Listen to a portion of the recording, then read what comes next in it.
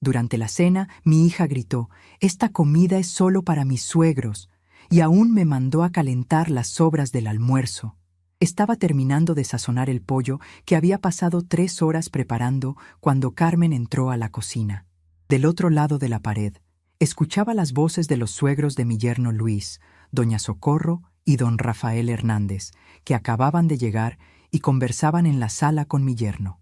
«Mamá», me dijo Carmen jalándome hacia la esquina de la cocina, «esta comida es solo para mis suegros.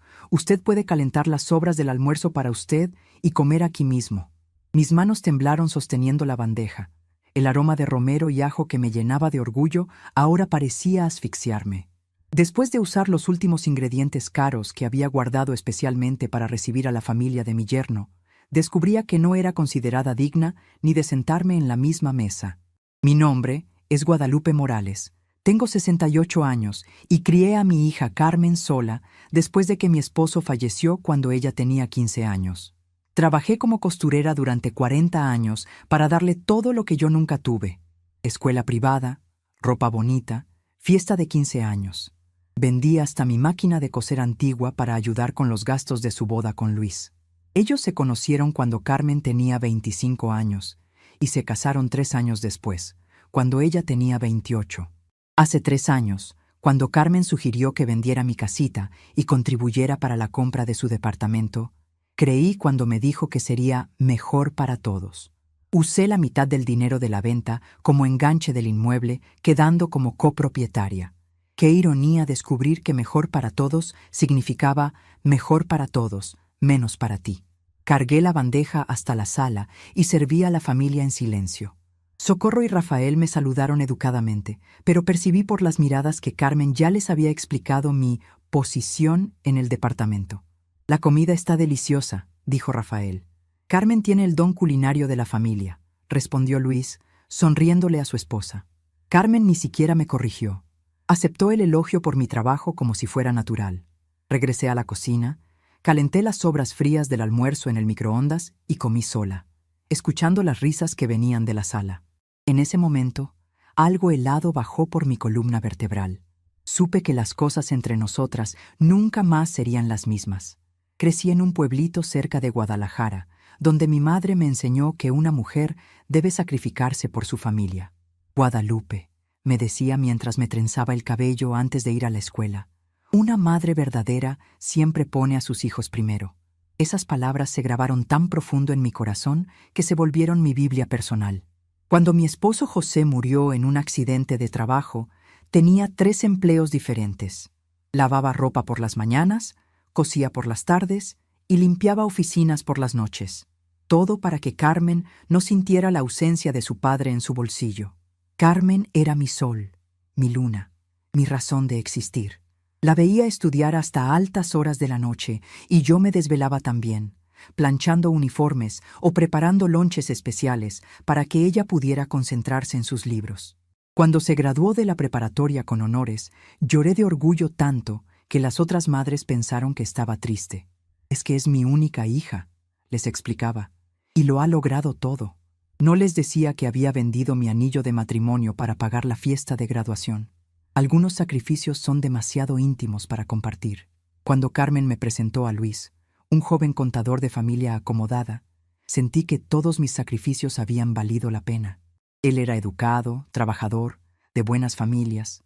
Sus padres, Socorro y Rafael, tenían una pequeña empresa de materiales de construcción y una casa bonita en las lomas. No eran ricos, pero tenían estabilidad, algo que yo nunca pude dar a Carmen. Durante el noviazgo, Luis me trataba con respeto genuino. «Suegrita», me decía con cariño, «usted ha criado a una mujer excepcional». Esas palabras llenaban mi corazón de una forma que no sabía cómo explicar. La boda fue todo lo que Carmen había soñado. Vestido importado, salón elegante, mariachi de 12 músicos, banquete para 200 invitados. Yo había vendido la máquina de coser que había sido mi compañera de 40 años, la misma con la que había cosido vestidos para todas las niñas del barrio. También vendí algunas joyas que había heredado de mi madre y pedí un préstamo que tardé 2 años en pagar. Pero ver la felicidad en los ojos de Carmen cuando caminó hacia el altar valía cada peso que había gastado. Era mi hija, mi obra maestra, Mi legado al mundo. Los primeros años de matrimonio fueron hermosos. Carmen y Luis me visitaban cada domingo para almorzar.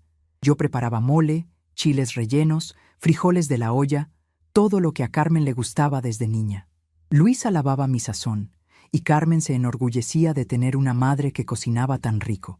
Mi mamá es la mejor cocinera del mundo, le decía a su esposo, y él asentía con convicción. Esos domingos eran mi cielo en la tierra.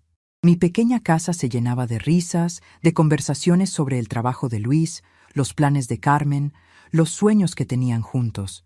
Cuando Carmen me sugirió vender mi casa para ayudarles con el enganche de su departamento, no dudé ni un segundo. Mamá, me había dicho una tarde mientras tomábamos café en mi cocina. Luis y yo hemos encontrado el departamento perfecto, pero necesitamos más dinero para el enganche. Si usted vendiera esta casa y viviera con nosotros, todos ganaríamos. Usted no tendría que mantener una casa tan grande sola, y nosotros podríamos tener nuestro hogar. La lógica parecía perfecta.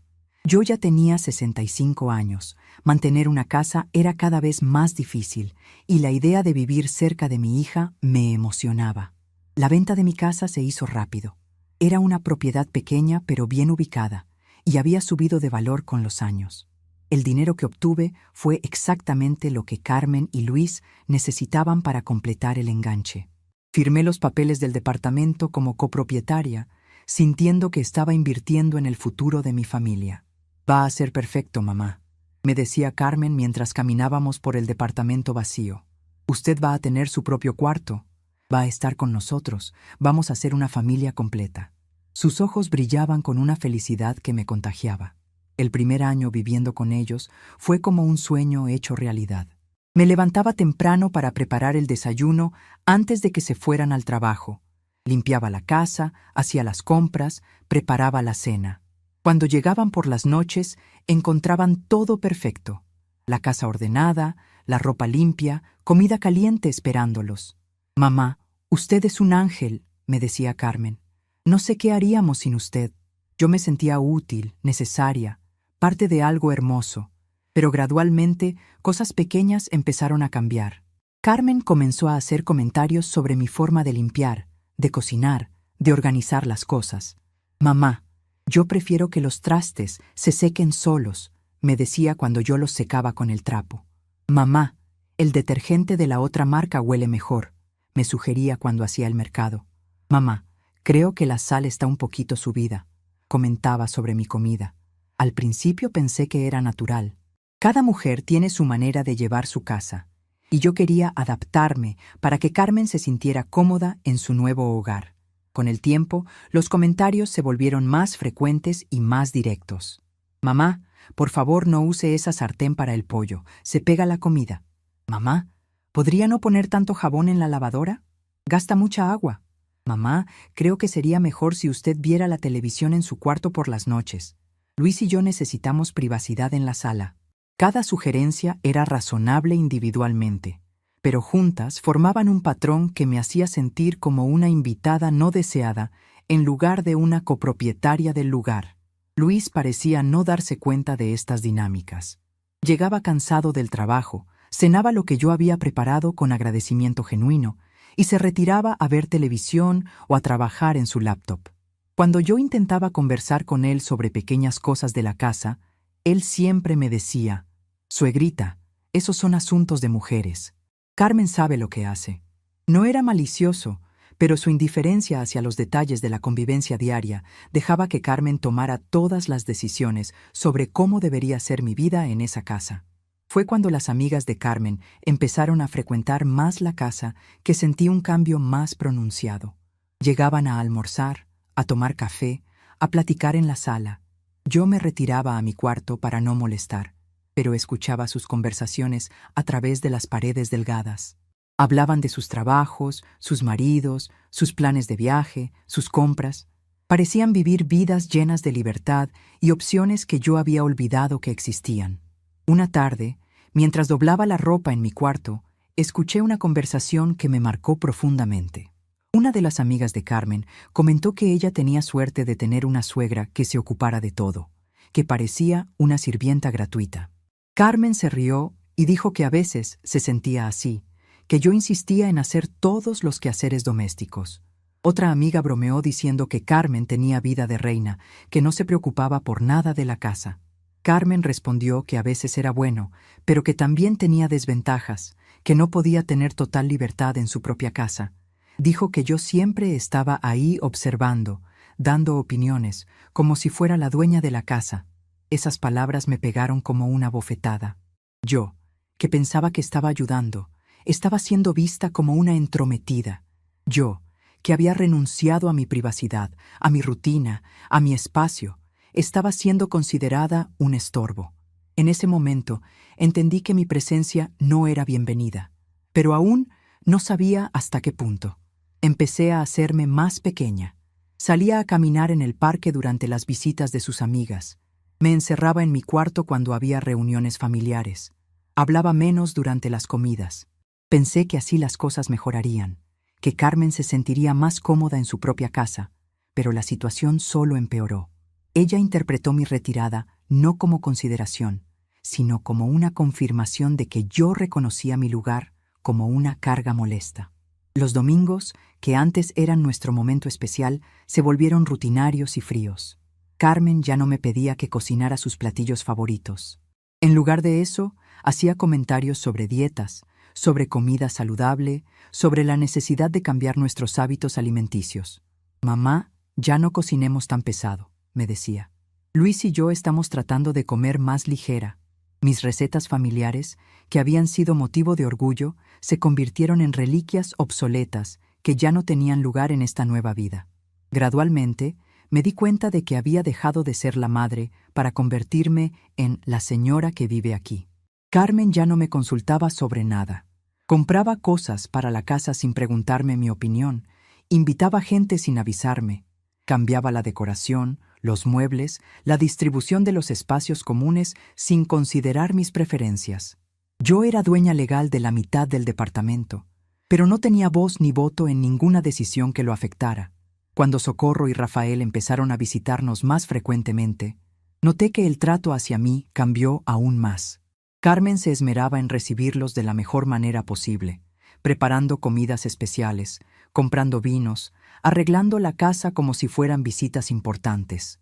A mí me presentaba como mi mamá, que vive aquí con nosotros, nunca como copropietaria, nunca como una igual. Era como si mi estatus hubiera sido degradado de madre a mascota familiar, alguien que existe en el mismo espacio, pero en una categoría diferente. La primera vez que me excluyeron de una cena especial fue hace 6 meses. Los padres de Luis habían venido a celebrar su aniversario de bodas, y Carmen había preparado una cena elegante en el comedor. Cuando llegó la hora de servir, Carmen me dijo discretamente: «Mamá, ¿podría cenar en la cocina esta noche? Es que la mesa está un poco apretada y quiero que los papás de Luis estén cómodos». Esa noche comí sola en la cocina, escuchando las conversaciones alegres que venían del comedor, sintiendo por primera vez el sabor amargo de la exclusión. Esa exclusión se volvió un patrón. Cada vez que Socorro y Rafael venían a visitar, yo automáticamente sabía que mi lugar no estaba en la mesa principal. Carmen no lo decía de manera cruel, siempre encontraba justificaciones razonables. La mesa era muy pequeña, había preparado algo muy condimentado que yo no podía comer por la presión, había comprado vino y yo no tomaba alcohol. Todas excusas plausibles individualmente, pero que juntas formaban un mensaje claro. Yo no pertenecía a su círculo social. Anoche, cuando Carmen me anunció que Socorro y Rafael vendrían otra vez a cenar, yo automáticamente me preparé para cenar sola. Había comprado los ingredientes más caros que pude permitirme con mi pensión. Había pasado toda la tarde cocinando. Había puesto mi mejor esfuerzo en preparar una comida digna de la ocasión. Nunca imaginé que esa noche Carmen me humillaría de una manera que cambiaría todo para siempre. Cuando me dijo que la comida era solo para sus suegros, cuando me ordenó calentar las sobras del almuerzo para mí, algo profundo dentro de mi alma se rompió para siempre. No era solo el hambre, no era solo la humillación de comer sobras frías mientras otros disfrutaban de mi trabajo. Era la confirmación definitiva de que en la casa que yo había ayudado a comprar, con el dinero de la casa que había sido mi hogar durante 30 años, Yo no valía ni siquiera un plato de la comida que mis propias manos habían preparado. Mientras comía esas sobras frías en la cocina, escuchando las risas que venían de la sala, un pensamiento comenzó a formarse en mi mente con una claridad aterradora. Durante 68 años había puesto a otros antes que a mí misma. Durante 43 años había criado a Carmen sacrificando cada aspecto de mi propia vida. Durante 3 años había vivido como una extraña en mi propio hogar, aceptando migajas de respeto y llamándolo familia. Pero esa noche, mientras masticaba frijoles fríos y tortillas duras, entendí una verdad que me sacudió hasta los huesos. Nadie, ni siquiera tu propia hija, tiene derecho a robar tu dignidad. Pero lo que ellos no sabían era que esa humillación había despertado una fuerza que yo ni sabía que aún existía dentro de mí. Una fuerza que estaba a punto de cambiar todo. Después de que se fueron los suegros, Carmen vino hasta la cocina donde yo lavaba los platos. Después de que Socorro y Rafael se fueron, Carmen vino hasta la cocina donde yo lavaba los platos. Mamá, gracias por entender la situación. Los papás de Luis son personas muy importantes. Tienen una empresa grande. Es mejor evitar incomodidades, ¿verdad? Incomodidades. Como si yo fuera una vergüenza para la familia. Seguí lavando los platos sin responder, sintiendo cada palabra como un golpe en el pecho. Les encantó la cena. La próxima vez que vengan, hacemos igual. ¿Está bien? La próxima vez. Ya estaba planeando excluirme otra vez y esperaba que yo estuviera de acuerdo como una empleada obediente. Las memorias regresaron como una avalancha dolorosa. Carmen a los 18 años, llorando porque quería un vestido de graduación de la preparatoria caro que yo no podía comprar. Trabajé 3 fines de semana seguidos haciendo costuras extras para conseguir el dinero. Carmen a los 22, recién graduada de la universidad pero sin trabajo, viviendo conmigo por 3 años hasta conseguir estabilidad económica. Pagué sus cuentas, compré su ropa de entrevistas, la animé cuando se sentía fracasada. Carmen a los 25, finalmente empleada e independiente, presentándome a Luis, su novio de 6 meses. Cuando decidieron casarse 3 años después, usé todos mis ahorros para realizar la boda que ella soñaba. En cada memoria, yo dándome completamente, sacrificándome sin cuestionar. ¿Y dónde me trajo eso? A una cocina, comiendo sobras frías mientras otros disfrutaban del resultado de mi trabajo. Recordé vívidamente el día que Carmen me anunció que había sido aceptada en la Universidad Iberoamericana para estudiar Administración de Empresas. Era una universidad cara, privada, de prestigio. Mamá, me había dicho con los ojos brillando de emoción. Me aceptaron, pero la colegiatura es de 8,000 pesos el semestre. 8,000 pesos. En ese tiempo yo ganaba 3,000 pesos al mes cosiendo. Tendría que trabajar casi 3 meses completos solo para pagar un semestre de Carmen. Pero ver la felicidad en su rostro, ver cómo se imaginaba ya en esas aulas, rodeada de jóvenes brillantes, construyendo un futuro mejor que el mío, me hizo tomar una decisión sin dudar. Vamos a encontrar la manera, mija, le dije abrazándola. Tu educación es lo más importante. Esa noche, cuando Carmen se fue a dormir, me senté en mi mesa de la cocina con una libreta y una calculadora vieja, haciendo números hasta las 3 de la madrugada. Tendría que tomar trabajos adicionales. La señora Esperanza del edificio de enfrente necesitaba quien le planchara la ropa 2 veces por semana. Doña Rosario de la esquina quería que alguien le limpiara su casa los sábados. La familia Rodríguez había preguntado si conocía a alguien confiable para cuidar a sus gemelos de 5 años algunas tardes. Yo sería esa persona para todo. Durante los 4 años de Universidad de Carmen, trabajé 18 horas diarias. Me levantaba a las 5 de la mañana para lavar y planchar para la señora Esperanza antes de que ella se fuera al trabajo. A las 8 ya estaba en mi máquina de coser, trabajando en los pedidos de vestidos que tenía acumulados. A las 2 de la tarde iba a cuidar a los gemelos Rodríguez, que eran traviesos pero adorables. A las 6 regresaba a casa para preparar la cena y seguir cosiendo hasta las 11 de la noche. Los sábados limpiaba la casa de doña Rosario y los domingos hacía las compras, la limpieza de mi propia casa y preparaba comida para toda la semana. Carmen estudiaba con dedicación admirable. Llegaba de la universidad por las tardes con libros pesados y se encerraba en su cuarto a estudiar hasta muy tarde.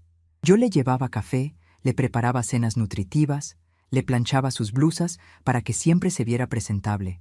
«Mamá, usted es mi héroe», me decía a veces cuando yo le llevaba un té de manzanilla para estudiar mejor. «Cuando me gradúe y tenga un buen trabajo, le voy a devolver todo lo que está haciendo por mí». Esas palabras me daban fuerzas para seguir, para levantarme cuando el cuerpo me dolía, para sonreír cuando estaba agotada. El día de su graduación fue uno de los más felices de mi vida. Carmen se veía hermosa en su toga y birrete, radiante de orgullo y logros. Cuando llamaron su nombre y subió por su diploma, lloré tanto que la señora que estaba sentada a mi lado me ofreció pañuelos. «Es mi hija», le expliqué entre lágrimas. «Se graduó con mención honorífica». No le dije que había vendido mi televisión para comprar la toga de graduación o que había trabajado noches extras durante un mes para pagar la fiesta. Algunos sacrificios son demasiado sagrados para compartir. Después de la graduación, Carmen pasó por un periodo difícil buscando trabajo. Su título era excelente, pero la economía estaba complicada y las empresas no estaban contratando mucho personal nuevo. Durante esos 3 años que vivió conmigo después de graduarse, yo seguí manteniendo la casa con mis trabajos de costura. Carmen ayudaba ocasionalmente con algunas cuentas cuando conseguía trabajos temporales, pero la mayor parte del tiempo era yo quien pagaba la renta, la comida, los servicios. Nunca se lo reclamé. Al contrario, la consolaba cuando se sentía frustrada por no encontrar un empleo estable. «Mija, no te desesperes», le decía cuando llegaba desanimada de una entrevista que no había salido bien. «Tu oportunidad va a llegar. Eres inteligente, preparada, cualquier empresa sería afortunada de tenerte». Le preparaba sus comidas favoritas. Le compraba revistas de actualidad empresarial para que se mantuviera informada. Incluso le pagué un curso de inglés porque pensé que eso le daría ventaja en las entrevistas. Todo lo que tenía, todo lo que era, lo ponía al servicio del futuro de Carmen. Cuando finalmente consiguió trabajo en una empresa de publicidad, celebramos como si hubiera ganado la lotería. «¡Mamá, lo logré!», gritó cuando llegó a casa con la noticia. «Me van a pagar 12,000 pesos al mes, con prestaciones y posibilidades de crecimiento». 12,000 pesos. Era 4 veces lo que yo ganaba cosiendo y me llenó de un orgullo indescriptible. Mi hija había roto el ciclo de pobreza que había marcado mi vida. Mi hija iba a tener las oportunidades que yo nunca tuve. Los primeros meses de Carmen trabajando fueron mágicos.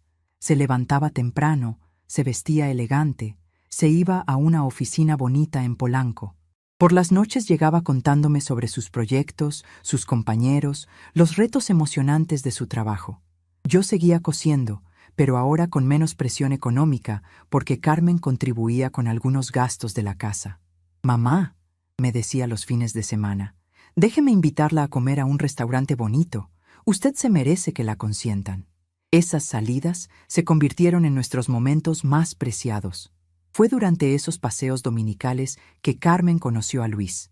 Habíamos ido a comer a un restaurante en la zona rosa cuando él se acercó a nuestra mesa. Era amigo de un compañero de trabajo de Carmen y había venido a saludarla. «¿Me permite presentarle a mi mamá?», le dijo Carmen con una sonrisa que yo no le había visto antes. Luis me saludó con una cortesía genuina que me impresionó. «Mucho gusto, señora. Carmen me ha hablado mucho de usted. Dice que es la mujer más trabajadora y cariñosa del mundo». Sus palabras me llegaron al corazón. Durante el noviazgo, Luis se ganó mi cariño completamente. Venía a visitarnos los domingos, comía todo lo que yo cocinaba con verdadero aprecio, me ayudaba con las bolsas del mercado, se interesaba por mis historias de cuando Carmen era niña. «Suegrita», me decía con afecto genuino, «usted ha hecho un trabajo extraordinario criando a Carmen. Se nota que la educó con mucho amor. Nunca había tenido un hijo varón, y Luis llenó ese vacío en mi corazón de una manera hermosa. Cuando anunciaron su compromiso, yo estaba más emocionada que la misma Carmen. Luis había pedido mi bendición antes de proponerle matrimonio, un gesto de respeto que me conmovió profundamente. «Señora Guadalupe», me había dicho una tarde cuando Carmen había ido al súper, «quiero pedirle la mano de su hija. La amo con todo mi corazón y prometo cuidarla y hacerla feliz toda la vida». Sus ojos se veían sinceros, su voz temblaba de emoción. Le di mi bendición con lágrimas en los ojos. La planificación de la boda consumió casi un año completo de nuestras vidas.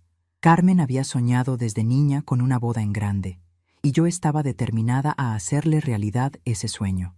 Habíamos visto tantas telenovelas juntas, donde las novias tenían bodas de cuento de hadas, habíamos recortado fotos de revistas mostrando vestidos hermosos, habíamos hablado durante años sobre cómo sería su día perfecto.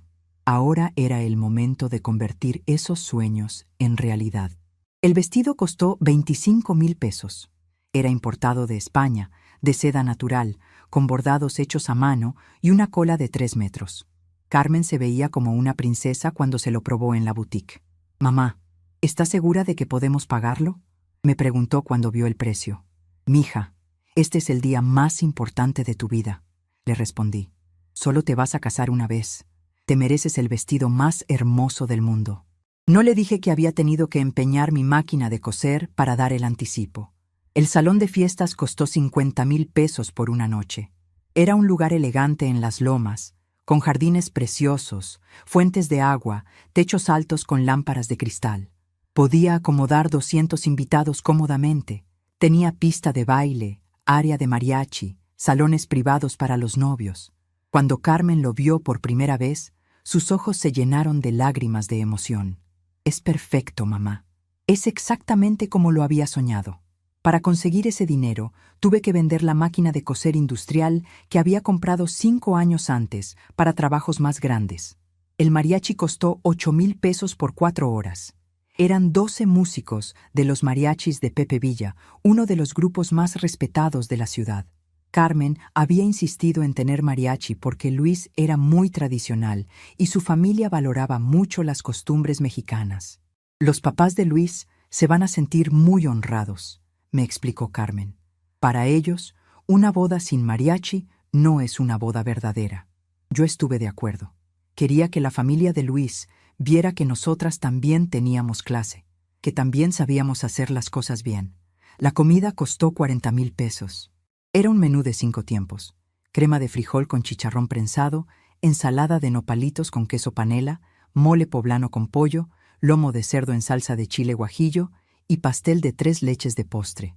Todo preparado por los chefs del salón con ingredientes de primera calidad. Carmen quería que sus invitados recordaran su boda por muchos años, y yo quería que mi hija tuviera exactamente la celebración que merecía. Para pagar todo esto, tuve que hacer sacrificios que nunca le conté a Carmen. Vendí las joyas de mi madre, incluyendo unos aretes de perlas que habían sido de mi abuela.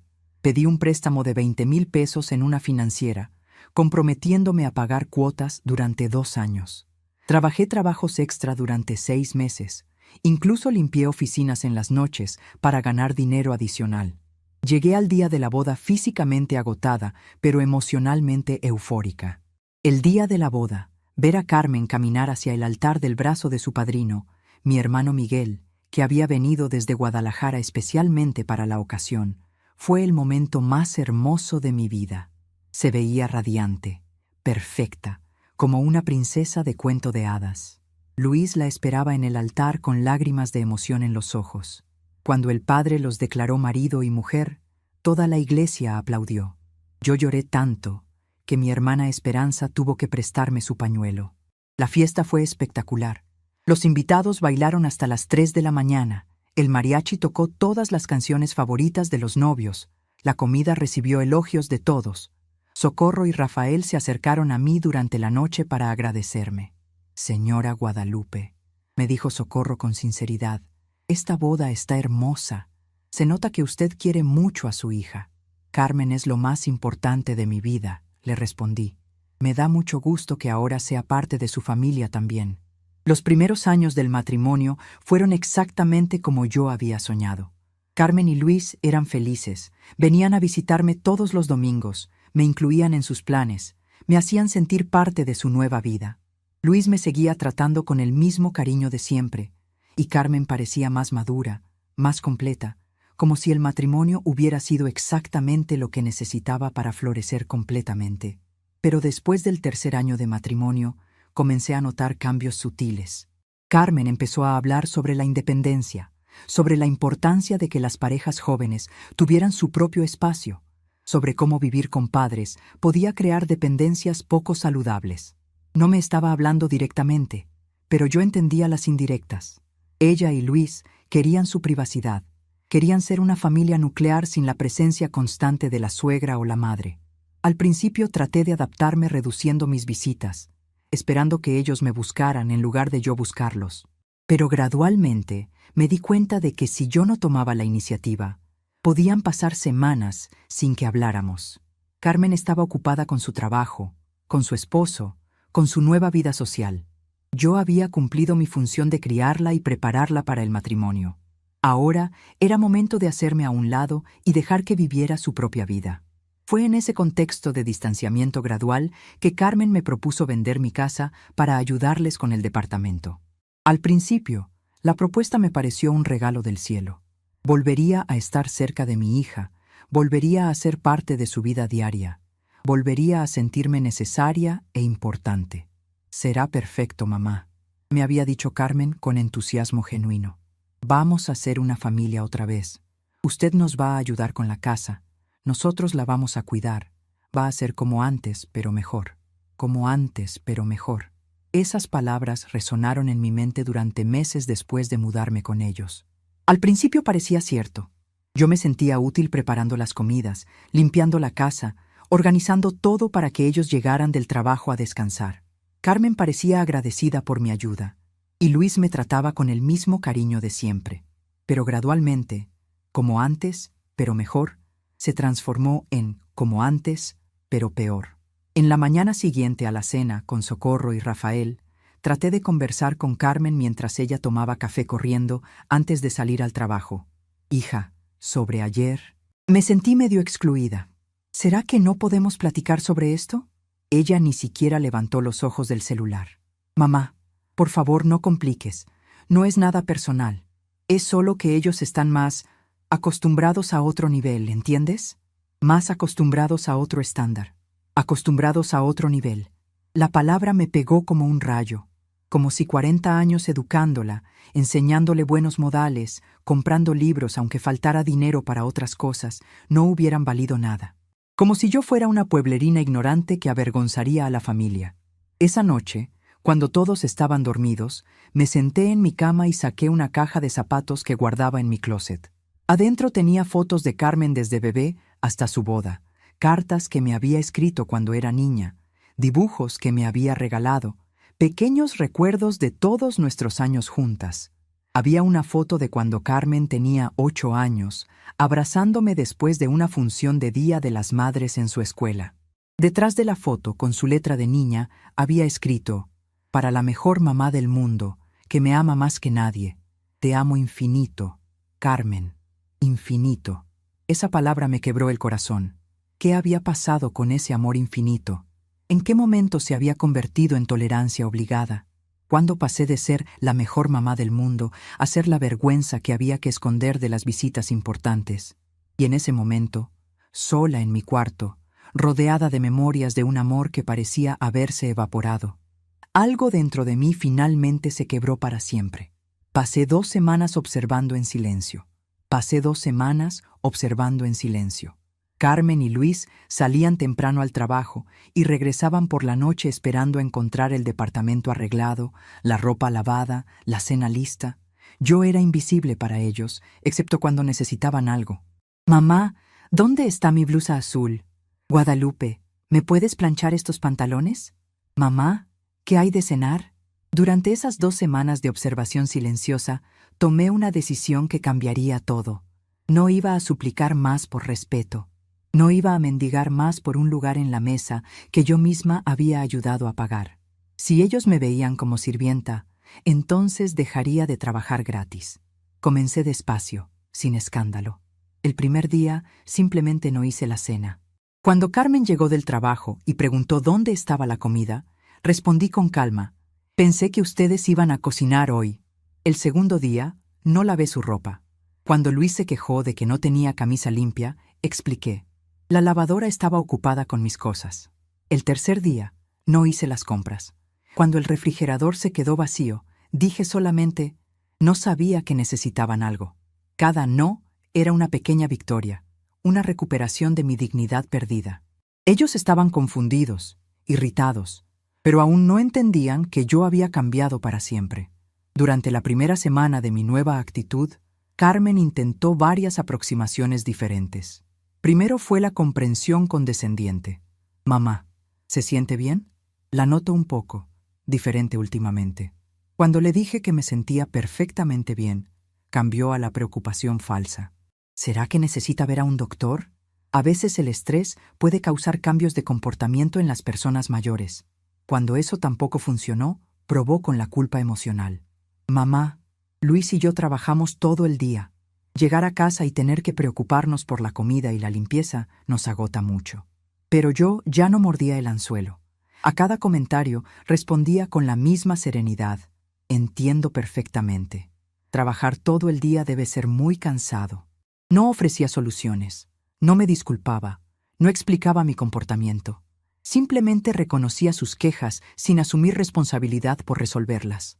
Esta nueva versión de mí los desconcertaba completamente, porque no tenían herramientas para manipular a alguien que ya no buscaba su aprobación. Luis, por su parte, parecía genuinamente confundido. Durante años había llegado a casa esperando encontrar la cena lista y el departamento ordenado. No porque fuera una mala persona, sino porque se había acostumbrado a que así fueran las cosas. Cuando empezó a llegar y encontrar la cocina vacía, preguntaba con sincera curiosidad, «Suegrita, ¿no va a cocinar hoy?» «No, Luis», respondía yo con naturalidad. «Hoy no tengo ganas de cocinar». Al principio pensó que era temporal. Tal vez me sentía mal o tenía algún problema. Pero cuando la situación se prolongó, comenzó a entender que algo fundamental había cambiado. Durante esos días, aproveché para hacer llamadas discretas. Primero llamé a mi hermana Esperanza, que vivía en Coyoacán con su esposo Miguel. Les conté una versión resumida de lo que estaba pasando, sin dramatizar, pero siendo honesta sobre mi situación. «Guadalupe», me dijo Esperanza con indignación, «no puedo creer que Carmen te esté tratando así, después de todo lo que sacrificaste por ella». Miguel, que siempre había sido un hombre de pocas palabras, pero mucha sabiduría, me dijo algo que se me quedó grabado. «Hermana, cuando alguien te trata como sirvienta, no es porque tú vales poco, es porque ellos han perdido la capacidad de ver tu valor». También llamé a mi prima Dolores, que trabajaba como secretaria en un bufete de abogados. Le pregunté sobre mis derechos como copropietaria del departamento. «Prima», me explicó con paciencia, «tú tienes los mismos derechos que cualquier dueño. Nadie puede obligarte a trabajar gratis en tu propia casa, y nadie puede excluirte de los espacios comunes. Si tienes los papeles que prueban tu copropiedad, estás protegida legalmente». Esa información me dio una seguridad que no había sentido en años. El momento decisivo llegó al final de esas 2 semanas, cuando Carmen llegó a casa un viernes y anunció: «Mamá, mañana vienen los papás de Luis otra vez a cenar. Necesito que usted haga ese pollo especial». La miré a los ojos y dije con una calma que me sorprendió a mí misma: «No». Ella parpadeó varias veces, como si no hubiera entendido. «¿Cómo que no? No voy a cocinar. No voy a arreglar la mesa. No voy a limpiar el departamento. Si quieres recibir a tus suegros, tú te encargas de todo». Su cara se puso roja. Se volvió loca. «Yo trabajo toda la semana». «Y yo trabajé 40 años», respondí, dirigiéndome hacia mi cuarto. «Ahora es tu turno». Carmen pasó toda esa noche al teléfono, cancelando la cena con Socorro y Rafael. Escuché fragmentos de sus conversaciones desde mi cuarto. «No, suegra, mejor lo dejamos para la próxima semana». «Sí, es que mi mamá está un poco... no se siente bien». «No, no es nada grave, solo necesita descansar». Cada mentira que inventaba para cubrirme me confirmaba que ella sabía perfectamente que su comportamiento conmigo había estado mal. Si realmente hubiera creído que me estaba tratando bien, habría dicho la verdad, que su madre se había negado a cocinar. El sábado por la mañana, Carmen intentó una aproximación diferente. Se sentó conmigo en la mesa de la cocina con 2 tazas de café y una expresión que supongo ella creía maternal. «Mamá, creo que necesitamos hablar. Últimamente la veo muy... rebelde. ¿Hay algo que la esté molestando?» Su uso de la palabra rebelde Me divirtió. Como si una mujer de 68 años que se negaba a trabajar gratis fuera una adolescente desafiante. No estoy rebelde, Carmen. Estoy cansada. ¿Cansada de qué, mamá? Cansada de ser invisible. Cansada de comer sobras mientras otros disfrutan de mi comida. Cansada de que me traten como sirvienta en la casa que yo ayudé a comprar. Carmen suspiró con la paciencia exagerada de alguien que cree estar lidiando con una persona irracional. Mamá, nadie la trata como sirvienta. Usted vive aquí. Contribuye con los quehaceres domésticos. Es normal. Todas las familias funcionan así. ¿Todas las familias excluyen a sus madres de las cenas especiales? Eso fue solo para que los papás de Luis estuvieran cómodos. No tiene que ver con usted. Tiene todo que ver conmigo, Carmen. Y de ahora en adelante va a ser diferente. Carmen me miró con una mezcla de incredulidad y molestia. ¿Diferente cómo? Diferente en que ya no voy a pretender que esta situación me parece bien. Diferente en que no voy a trabajar gratis para personas que no me respetan. Diferente en que voy a comportarme como lo que soy, copropietaria de esta casa, no empleada doméstica. Esa conversación marcó el inicio de una guerra silenciosa que se prolongaría durante las siguientes semanas. Carmen intentó todas las tácticas imaginables para hacerme volver a mi rol anterior. Primero probó con el chantaje emocional. Mamá, Luis y yo estamos pasando por un momento muy estresante en el trabajo. Necesitamos su apoyo ahora más que nunca. Cuando eso no funcionó, intentó la culpa familiar. ¿Qué va a pensar la familia de Luis de nosotros si ven que la casa está desordenada? Finalmente, recurrió a las amenazas veladas. Mamá, si usted no puede adaptarse a vivir aquí, tal vez necesitemos buscar otras opciones. Pero yo ya había pasado el punto de no regreso. Cada táctica que Carmen usaba solo confirmaba lo que yo había comenzado a sospechar, que durante años había estado permitiendo que me manipularan emocionalmente.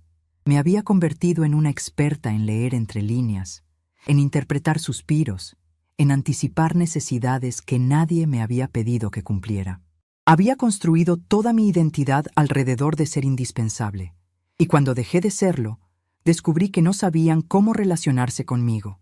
Durante esas semanas de tensión, comencé a hacer planes más concretos. Llamé a varias casas de renta en la zona para preguntar precios y disponibilidad.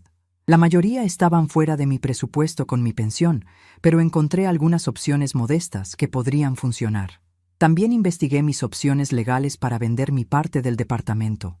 Descubrí que, como copropietaria, tenía derecho a vender mi participación incluso si Carmen no estaba de acuerdo, aunque ella tendría derecho de preferencia para comprarla. Una tarde, mientras Carmen y Luis estaban en el trabajo, me atreví a revisar algunos documentos que guardaban en su escritorio. No estaba espiando por maldad, sino porque necesitaba entender mejor la situación financiera de la casa para tomar decisiones informadas. Lo que descubrí me sorprendió y me dolió al mismo tiempo. Tenían documentos de un asesor financiero que había evaluado el departamento en 400,000 pesos. Eso significaba que mi parte valía 200,000 pesos. Suficiente para comprar un pequeño departamento en una zona más modesta y vivir cómodamente con mi pensión. Pero lo que más me impactó fue encontrar un folder con documentos sobre casas de retiro. Habían estado investigando opciones para cuando llegara el momento de que la abuela necesitara cuidados especializados. Los folletos mostraban instalaciones bonitas, pero todos tenían algo en común. Estaban ubicados lejos de la ciudad, en lugares donde las visitas familiares serían complicadas. No estaban planeando cuidarme en mi vejez. Estaban planeando deshacerse de mí de la manera más conveniente posible. Esa noche, durante la cena, que habían tenido que preparar ellos mismos porque yo me mantuve firme en mi nueva posición, Carmen hizo un anuncio que cambió todo. Mamá, Luis y yo hemos estado pensando que tal vez sería bueno buscar ayuda profesional para esta situación. Un psicólogo familiar que nos ayude a comunicarnos mejor. Un psicólogo familiar, como si el problema fuera mi incapacidad para comunicarme, no su incapacidad para tratarme con respeto básico. ¿Un psicólogo para qué, Carmen? Para que nos ayude a entender por qué usted está actuando tan diferente últimamente. Para que encuentre maneras más saludables de expresar sus necesidades. Mis necesidades son muy simples. Quiero que me traten como un ser humano con dignidad, no como una sirvienta gratuita. Mamá, nadie la trata como sirvienta, pero tal vez un profesional nos pueda ayudar a encontrar un equilibrio que funcione para todos. Luis, que había estado comiendo en silencio, finalmente habló. Suegrita, todos queremos que se sienta cómoda aquí. Si hay algo específico que podemos hacer, pueden empezar por incluirme en las cenas cuando tengan invitados. Pueden dejar de excusarse por mi existencia. Pueden reconocer que esta es mi casa tanto como la de ustedes. Carmen y Luis intercambiaron una de esas miradas de pareja que hablan sin palabras. Yo pude interpretar perfectamente esa mirada. ¿Cómo manejamos esta situación sin que explote completamente? Después de 43 años criando a Carmen, sabía leer sus expresiones mejor que ella misma. Está bien, mamá, dijo Carmen finalmente. La próxima vez que tengamos invitados, usted estará incluida en la cena. Pero yo ya sabía que era demasiado tarde para concesiones. El daño estaba hecho. Y más importante aún, yo había descubierto algo sobre mí misma durante esas semanas de resistencia. Me gustaba la persona en la que me estaba convirtiendo. Me gustaba tomar decisiones por mí misma. Me gustaba decir no cuando algo no me parecía bien. Me gustaba la sensación de tener control sobre mi propia vida. Esa noche, después de que Carmen y Luis se fueron a dormir, saqué una libreta que había comprado esa tarde y comencé a escribir una lista. No era una lista de quejas o resentimientos. Era una lista de opciones, de posibilidades, de maneras diferentes de vivir los años que me quedaban. Por primera vez en décadas, estaba planeando mi futuro basándome en lo que yo quería, no en lo que otros necesitaban de mí. La primera opción era quedarme y establecer límites claros sobre mi rol en la casa. Dejaría de ser la sirvienta no remunerada y me convertiría en una verdadera copropietaria con derechos y responsabilidades equitativas. La segunda opción era vender mi parte del departamento y usar ese dinero para comprar mi propio lugar, recuperando la independencia que había perdido 3 años atrás. La tercera opción, la más radical, era vender mi parte y usar el dinero para hacer algo completamente diferente con mi vida, algo que nunca había considerado porque siempre había estado definida por mi rol como madre y abuela. Mientras escribía esas opciones, me di cuenta de que por primera vez en años me sentía emocionada por el futuro.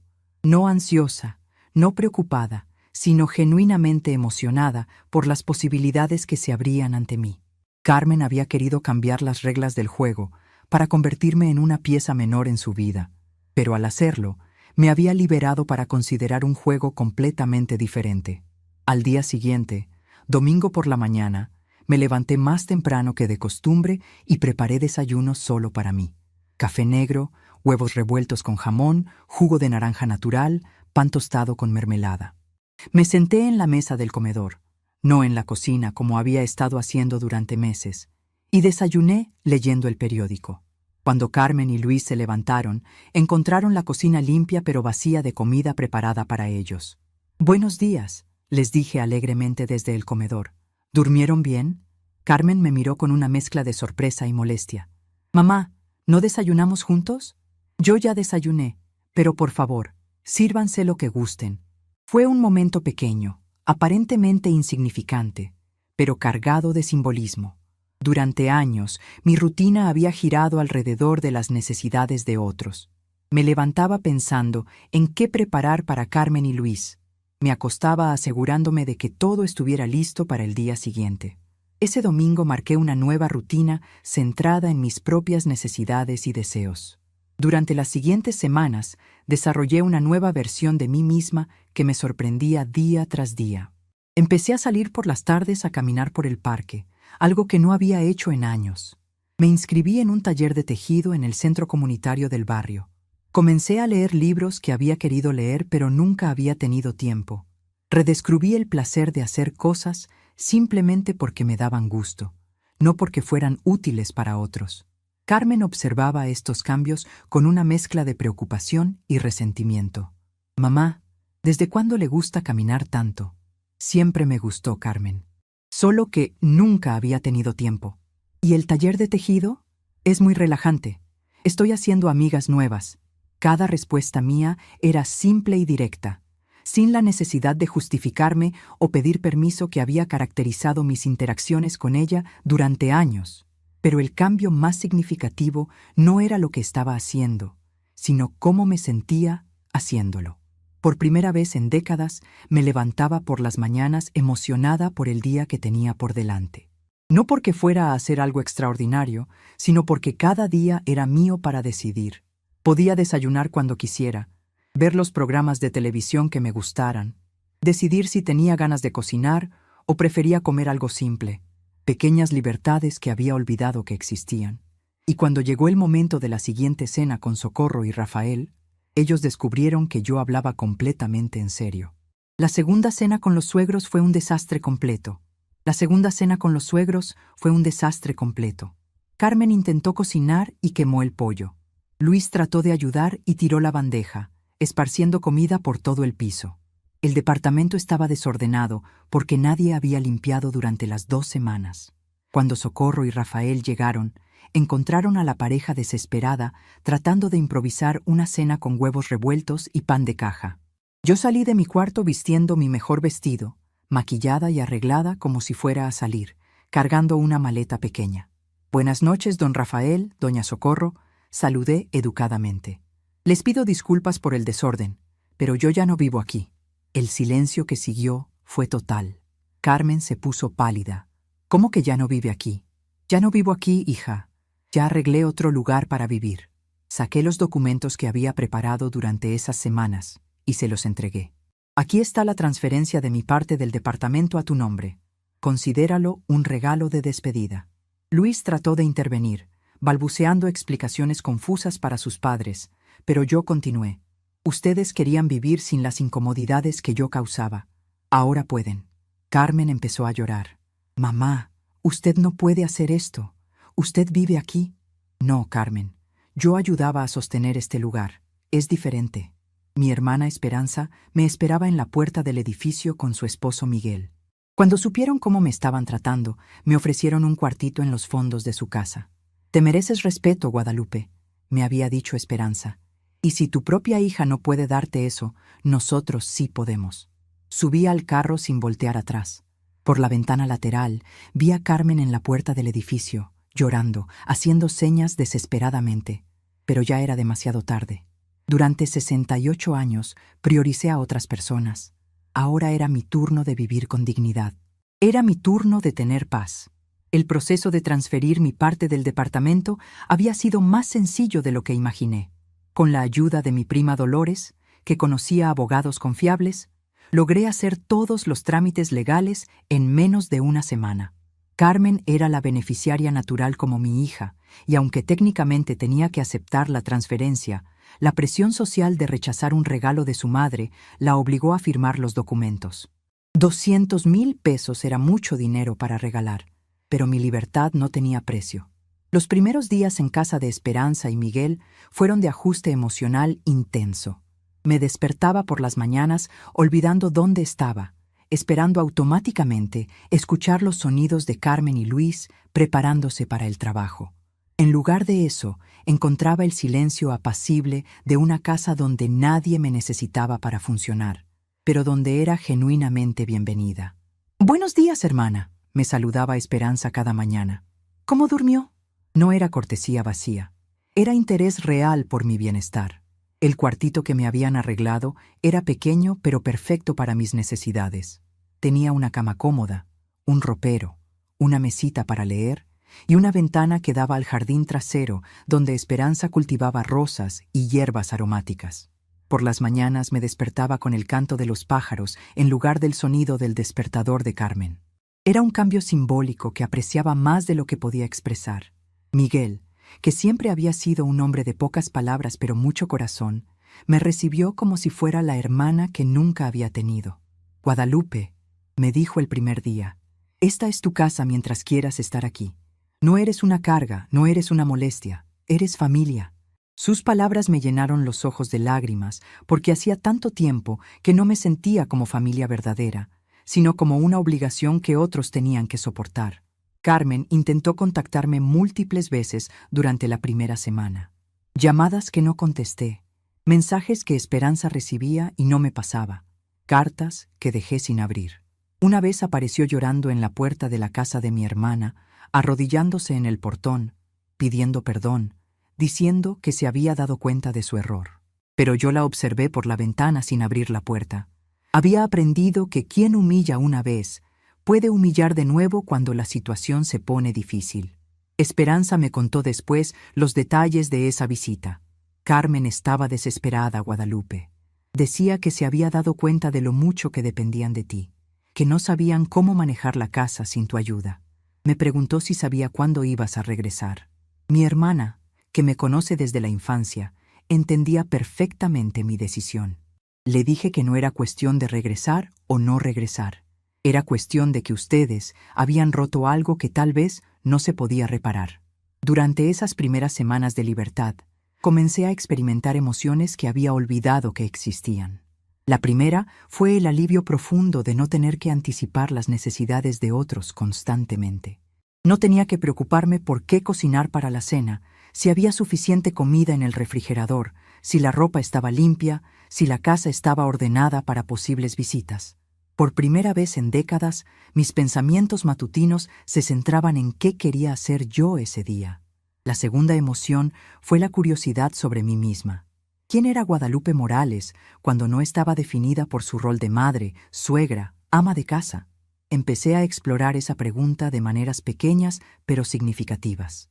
Me inscribí en una clase de baile folclórico en el centro comunitario. Había bailado mucho en mi juventud, antes de casarme, pero había abandonado esa pasión cuando las responsabilidades familiares tomaron prioridad. Volver a mover mi cuerpo al ritmo de la música mexicana me conectó con una parte de mí que había estado dormida durante 40 años. También comencé a escribir. Esperanza me regaló un cuaderno bonito y me sugirió que escribiera sobre mi experiencia. Tal vez le sirva a otras mujeres que están pasando por lo mismo, me dijo. Al principio escribía solo para mí, pero gradualmente me di cuenta de que mi historia no era única. Había miles de mujeres mayores que habían sacrificado todo por sus familias, solo para descubrir que sus sacrificios se daban por sentado, o peor aún, se veían como cargas molestas. En el centro comunitario conocí a otras mujeres de mi edad que habían tomado decisiones similares. Estaba doña Amparo, que a los 70 años había decidido vender su casa y mudarse a un departamento pequeño después de que sus hijos adultos la trataran como niñera gratuita de tiempo completo. Estaba señora Blanca, que había dejado de cocinar para su familia extendida los domingos cuando se dio cuenta de que llegaban esperando comida gratis, pero nunca contribuían ni con ingredientes ni con limpieza. Es curioso, comentó doña Amparo durante una de nuestras pláticas después de la clase de baile. ¿Cómo nos enseñaron que amar a la familia significaba desaparecer por ellos? Pero nadie nos enseñó que también tenemos derecho a existir como personas individuales. Sus palabras resonaron profundamente en mí, porque capturaban exactamente lo que había estado sintiendo, pero no había podido articular. Después de un mes viviendo con Esperanza y Miguel, recibí una visita inesperada. Luis apareció en la casa una tarde de domingo, solo, sin Carmen. Se veía nervioso, incómodo, pero determinado a hablar conmigo. Esperanza me preguntó si quería recibirlo, y después de pensarlo, decidí que sí. Tenía curiosidad por escuchar qué tenía que decir. Suegrita, comenzó Luis con voz temblorosa, vine a pedirle perdón. Se sentó en el sillón de la sala como si tuviera miedo de estar ahí. Carmen y yo nos dimos cuenta de lo mal que la tratamos. No teníamos derecho de hacerla sentir como si fuera una carga. Sus palabras sonaban sinceras, pero yo había aprendido a distinguir entre remordimiento genuino y manipulación emocional disfrazada de disculpa. Luis, le dije con calma, agradezco que hayas venido a hablar conmigo, pero necesito que entiendas algo. No estoy enojada con ustedes. Estoy en paz con mi decisión. Pero suegrita, la casa no es lo mismo sin usted. Carmen ella está muy mal. Se da cuenta de todo lo que usted hacía, de lo mucho que dependíamos de su ayuda. Quiere pedirle perdón, pero tiene miedo de que usted no la perdone. ¿Carmen tiene miedo de que no la perdone o tiene miedo de que no regrese a cocinar y limpiar gratis? Luis se quedó callado, probablemente porque mi pregunta había dado en el blanco. Las dos cosas, admitió finalmente. Pero más lo primero. Ella entiende que la lastimó y eso la está comiendo por dentro. Luis, Durante 43 años mi mundo giró alrededor de Carmen. Trabajé múltiples empleos para darle una educación universitaria. Gasté todos mis ahorros en su boda. Vendí mi casa para ayudarles con el departamento. Y durante 3 años viví como una extraña en mi propia casa, aceptando migajas de respeto. ¿En qué momento durante todo ese tiempo Carmen se preocupó por si yo estaba bien, por si yo era feliz, por si yo tenía sueños propios? Luis no tenía respuesta porque la respuesta era obvia. Nunca. Carmen nunca se había preguntado si yo estaba bien porque había asumido que mi felicidad consistía automáticamente en servirla a ella. Entiendo que ustedes extrañen mi ayuda, continué. Entiendo que sea difícil manejar una casa trabajando tiempo completo. Pero esos son problemas de ustedes para resolver, no responsabilidades mías para cargar. ¿Qué podemos hacer para reparar esto? Nada, Luis. Algunas cosas no se reparan. Se aprende de ellas y se sigue adelante. Luis se fue esa tarde con una expresión de derrota que me dio un poco de lástima, pero no suficiente para cambiar mi decisión. Era un buen hombre que había caído en la dinámica cómoda de tener una suegra que resolviera todos los aspectos domésticos de su vida. Pero la comodidad de unos no justifica la invisibilidad de otros. 2 semanas después, recibí otra visita inesperada. Socorro y Rafael aparecieron en casa de Esperanza una tarde, pidiendo hablar conmigo. Mi hermana me preguntó si quería recibirlos, y mi curiosidad ganó sobre mi reluctancia. Querían saber qué había pasado exactamente, porque Carmen y Luis les habían dado versiones confusas sobre mi partida. Señora Guadalupe, comenzó Socorro con genuina preocupación. Carmen nos dijo que usted decidió mudarse, pero no entendemos por qué. Nosotros siempre la tratamos con respeto cuando íbamos a visitarlos. Ustedes sí me trataron con respeto, confirmé. El problema no era con ustedes. El problema era que mi propia hija consideraba que yo no era digna de sentarme en la misma mesa cuando ustedes venían de visita. Socorro y Rafael intercambiaron miradas de sorpresa genuina. ¿Cómo dice? Les conté sobre las cenas separadas, sobre cómo Carmen me pedía que comiera en la cocina cuando ellos venían de visita, sobre cómo me servía sobras frías mientras otros disfrutaban de la comida que yo había preparado. Vi cómo sus expresiones cambiaban de confusión a horror. Señora Guadalupe, dijo Rafael con indignación, nosotros nunca pedimos que usted fuera excluida. Nosotros nunca supimos que eso estaba pasando. Lo sé. Carmen tomó esa decisión sola, basándose en lo que ella creía que ustedes esperaban. Socorro se veía visiblemente molesta. Si hubiéramos sabido que Carmen la estaba tratando así, habríamos dicho algo. Eso está muy mal. Agradezco que me digan eso, respondí sinceramente. Pero el daño ya está hecho.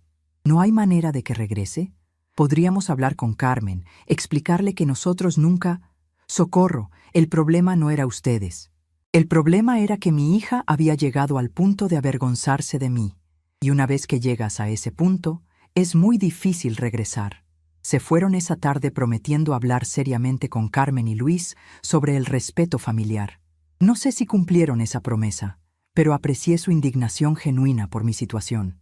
3 meses después de mudarme con Esperanza, finalmente me sentí lista para tener una conversación directa con Carmen. Le pedí a mi hermana que la invitara a tomar café un sábado por la tarde. Carmen llegó nerviosa, esperanzada, probablemente pensando que finalmente había llegado el momento de la reconciliación que permitiría que todo volviera a ser como antes. Hija, comencé cuando estuvimos sentadas en el jardín de Esperanza. Quiero que sepas que no te odio. No estoy enojada contigo, pero tampoco voy a regresar a vivir contigo. Carmen comenzó a llorar inmediatamente. Mamá, por favor, entiendo que cometí errores. Puedo cambiar. Podemos hacer que funcione. Carmen, no se trata de que cambies o no cambies. Se trata de que yo ya cambié. ¿Qué quiere decir? Quiere decir que durante 68 años definí mi valor basándome en lo útil que era para otros. Ahora estoy aprendiendo a valorarme por quién soy, no por lo que hago para otros. Pero mamá, usted es mi mamá. Eso nunca va a cambiar. Tienes razón. Siempre voy a ser tu mamá. Pero ya no voy a ser tu empleada doméstica gratuita. Ya no voy a ser la persona que se esconde cuando tienes visitas importantes. Ya no voy a aceptar sobras mientras otros disfrutan de mi trabajo. Carmen lloró durante toda esa conversación, pero yo me mantuve serena. Había encontrado una paz interior que no había sentido en décadas. No era una paz basada en la resignación o la amargura. Era una paz basada en la autoaceptación y el autorrespeto. ¿Nunca me va a perdonar? Ya te perdoné, Carmen. Pero perdonar no significa regresar a una situación que me lastimaba. ¿Podemos al menos mantener contacto? ¿Podemos vernos de vez en cuando? Por supuesto, pero va a ser diferente. Nos vamos a ver como dos adultas que se respetan mutuamente, no como madre útil y hija necesitada. 6 meses después, Carmen y yo hemos desarrollado una relación nueva. Nos vemos cada 15 días para almorzar en un restaurante. Ella paga su comida, yo pago la mía. Hablamos como amigas, compartimos noticias sobre nuestras vidas, pero ya no existe la dinámica de dependencia que había caracterizado nuestra relación durante décadas. Carmen está aprendiendo a manejar su casa sin ayuda externa. Ha contratado una señora que viene a limpiar 2 veces por semana, y ella y Luis se han repartido las responsabilidades de cocinar. Me cuenta que al principio fue difícil, pero que gradualmente han encontrado un ritmo que funciona. Más importante aún, me dice que han aprendido a valorar el trabajo doméstico de una manera que nunca habían hecho antes. Mamá, me dijo durante uno de nuestros almuerzos recientes, no tenía idea de cuánto trabajo era mantener una casa funcionando. Ahora entiendo por qué usted estaba siempre ocupada. Y ahora yo entiendo por qué es importante que cada persona contribuya equitativamente al lugar donde vive. Ellos querían que yo desapareciera como problema. Entonces, fue exactamente lo que hice. Desaparecí como problema y aparecí como persona independiente, con dignidad propia y vida propia. 6 meses después, despierto todas las mañanas en mi pequeño hogar. 6 meses después, despierto todas las mañanas en mi pequeño hogar, en los fondos de la casa de Esperanza y Miguel. Es un espacio sencillo, un cuarto, una salita, una cocina compacta y un pequeño jardín donde cultivo albahaca y rosas. Por primera vez en décadas, tomo mi café de la mañana en paz, sin prisa, sin nadie quejándose de que el pan está muy tostado o que olvidé el azúcar. Leo mis libros, veo mis programas, hago trabajos manuales que vendo en la feria local. Esperanza me prestó una máquina de coser y ahora coso ropita de bebé que se vende bien. El dinero es poco, pero es mío. La vida es sencilla, pero es mía. Despierto cuando quiero, duermo cuando tengo sueño, como lo que me apetece a la hora que elijo. Carmen trató de buscarme varias veces. Llamadas que no contesto, mensajes que Esperanza recibe y no me pasa, cartas que dejo sin abrir. Una vez apareció aquí llorando, arrodillándose en el portón, pidiendo disculpas, diciendo que se había dado cuenta del error. Pero yo la observé por la ventana sin abrir la puerta. Aprendí que quien humilla una vez puede humillar de nuevo cuando la situación se pone difícil. No siento coraje hacia ella. Siento una serenidad profunda, la paz de quien finalmente entendió que el amor propio no es egoísmo. Es supervivencia. Es dignidad. Es elegir estar donde te valoran en lugar de suplicar por migajas de afecto donde solo eres tolerada. Ayer, Esperanza me contó las novedades que una vecina trajo. Carmen está pasando dificultades. Sin nadie para cuidar el departamento, ella y Luis pelean constantemente. Los suegros no han vuelto después de aquella cena desastrosa.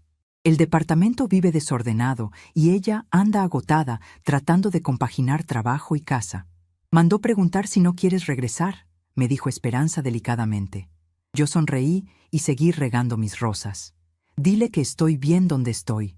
Y es la más pura verdad. Estoy bien, estoy en paz. Estoy finalmente viviendo para mí misma.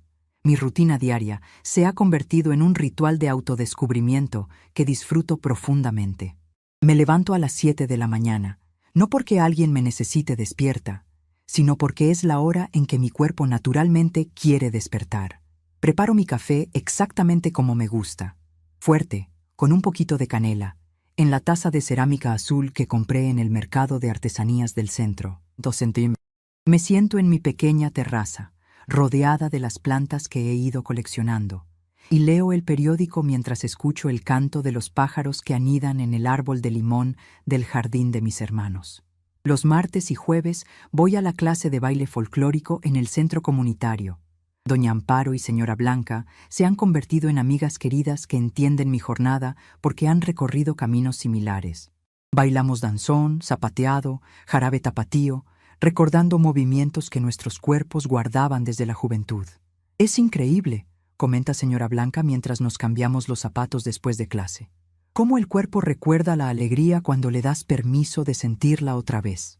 Los miércoles voy al taller de escritura que comenzó la licenciada Fernanda, una maestra retirada que decidió enseñar a personas mayores a documentar sus historias. Estoy escribiendo mis memorias, no por nostalgia, sino como una manera de procesar todo lo que viví y aprendido. Señora Guadalupe, me dijo la licenciada la semana pasada, su historia podría ayudar a muchas mujeres que están pasando por situaciones similares. ¿Ha pensado en compartirla más ampliamente? Los viernes camino hasta el mercado central, no solo para comprar verduras y frutas frescas, sino porque disfruto la energía vibrante de ese lugar. Los vendedores ya me conocen y me saludan con cariño genuino. Buenos días, doña Guadalupe. ¿Cómo amanece usted hoy? Sus sonrisas no están condicionadas por lo que yo pueda hacer por ellos. Son sonrisas puras, de reconocimiento humano básico. Los sábados coso y vendo mis trabajos en la feria artesanal del parque. Las madres jóvenes se acercan a ver los conjuntitos de bebé que hago, y a menudo terminamos conversando sobre la maternidad, la familia, los desafíos de balance entre cuidar a otros y cuidarse a sí misma. Señora, ¿cómo hace para que le queden tan perfectos los bordados?, me preguntó una joven mamá la semana pasada. Con paciencia y amor propio, le respondí. Cuando haces algo porque te gusta hacerlo, no porque tienes que hacerlo, sale diferente. Los domingos son para mí. A veces visito a otros parientes, a veces me quedo en casa leyendo, a veces simplemente me siento en el jardín observando cómo crecen mis plantas. He redescubierto el placer de no tener agenda, de dejar que el día se desarrolle según mi estado de ánimo y mis ganas. Hace 3 semanas recibí una carta certificada que me sorprendió. Era de un abogado representando a Carmen y Luis. Querían comprar oficialmente mi parte del departamento que ya había transferido, pagándome los 200,000 pesos en efectivo, para regularizar la situación legal, explicaba la carta. Firmé los documentos sin drama. Ese dinero me va a permitir rentar mi propio departamentito si algún día Esperanza y Miguel necesitan su espacio, o simplemente mantenerlo ahorrado para emergencias. Pero lo más importante de estos meses ha sido redescubrir quién soy cuando no estoy definida por lo que hago para otros. Guadalupe Morales no es solo la madre de Carmen, no es solo la exesposa de José, no es solo la suegra de Luis. Guadalupe Morales es una mujer de 68 años que ama bailar, que escribe bien, que tiene talento para la costura, que hace amigos fácilmente, que puede vivir independientemente, que tiene opiniones propias sobre política y telenovelas y recetas de cocina. Anoche, mientras cenaba un caldo de pollo que había preparado solo para mí, con la cantidad exacta de sal que me gusta y sin tener que preguntar si alguien más quería, reflexioné sobre el camino que me trajo hasta aquí. No fue un camino fácil. Requirió valor que no sabía que tenía, decisiones que me dolieron tomar, conversaciones difíciles que hubiera preferido evitar. Pero fue un camino necesario. Durante décadas viví para otros, a través de otros, en función de otros. Pensé que eso era amor, pero ahora entiendo que era miedo. Miedo de no ser suficiente por mí misma. Miedo de que sin mi utilidad no tendría valor. Miedo de la soledad que podría encontrar si dejaba de ser indispensable. La ironía es que ahora que vivo sola, no me siento sola. Me siento acompañada por mí misma de una manera que nunca había experimentado. Disfruto mi propia compañía, respeto mis propias decisiones, confío en mi propio juicio. Es una forma de amor propio que llegó tarde en mi vida, pero llegó a tiempo para los años que me quedan. Carmen y yo seguimos viéndonos de vez en cuando, pero ahora como 2 adultas independientes que eligen pasar tiempo juntas, no como madre necesaria y hija dependiente. La última vez que almorzamos, me contó que ella y Luis están considerando tener hijos. ¿Qué opina, mamá? ¿Cree que estamos listos? Carmen, le respondí con sinceridad, creo que están listos cuando pueden cuidar a un bebé sin esperar que alguien más lo haga por ustedes. Ella se rió, pero entendió el mensaje. Hemos aprendido a comunicarnos con honestidad en lugar de expectativas no expresadas. Esta mañana, mientras regaba mis rosas en el jardín, una de las vecinas se acercó para platicar. Señora Guadalupe, se ve usted muy contenta últimamente. ¿Cuál es su secreto? Le sonreí mientras seguía cuidando mis plantas. Aprendí que la paz no nace de lo que tenemos, sino de lo que logramos soltar. La vecina asintió pensativa, y seguimos conversando sobre jardines y plantas, sobre pequeñas cosas que en otros tiempos habría considerado triviales, pero que ahora reconozco como los bloques fundamentales de una vida plena. Cuando terminé de regar, entré a mi casita, preparé mi té de manzanilla de la tarde y me senté frente al cuaderno donde escribo mis memorias. Con el corazón tranquilo escribí: algunos vínculos son como hojas en otoño, hermosos mientras duran, pero libres cuando necesitan caer. A veces, el mayor comienzo es el silencio que una elige mantener. Estamos curiosos para saber hasta dónde llegó esta historia. ¿Desde dónde nos están viendo? Comenten abajo.